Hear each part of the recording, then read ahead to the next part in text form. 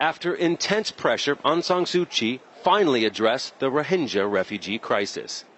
But in her most anticipated speech since becoming Myanmar's leader, she avoided criticizing the actions of the military, something the UN calls textbook ethnic cleansing. It is not the intention of the Myanmar government to apportion blame or to abnegate responsibility. We condemn all human rights violations and unlawful violence. We are committed to the restoration of peace, stability, and rule of law throughout the state. Her address lacked the specifics on how to end or even ease the unfolding Rohingya refugee crisis on her country's border with Bangladesh. Nor did she offer definitive explanations of what took place in Rakhine State over the last 4 weeks. We want to find out why this exodus is happening.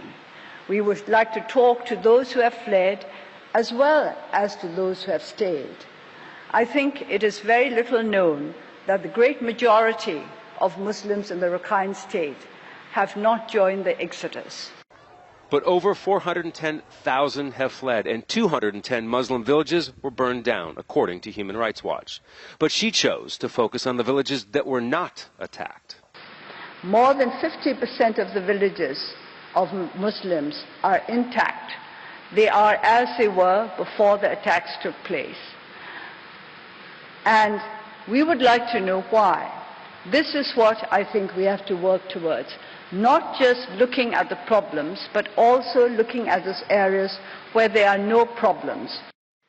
She asked for international assistance on the situation and pledged access to some of the areas impacted from the latest violence. But to some, the speech fell well short, saying it didn't properly address the immediacy of the crisis and that her speech might lead to further condemnation of how she's handling the situation.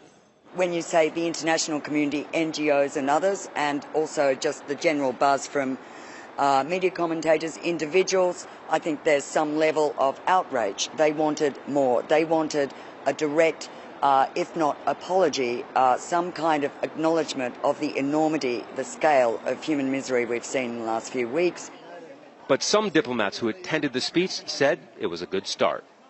As a first step, I think it was a good speech, a good message to the international community, because I'm sure that further steps will follow. Aung San Suu Kyi repeated the phrase peace and harmony many times in her speech. But if there's no progress of relief for those suffering in refugee camps who fled from her country, the situation could get a lot worse. And that idea of peace and harmony might become even farther away. Scott Hadler, Al Jazeera, Naypyidaw.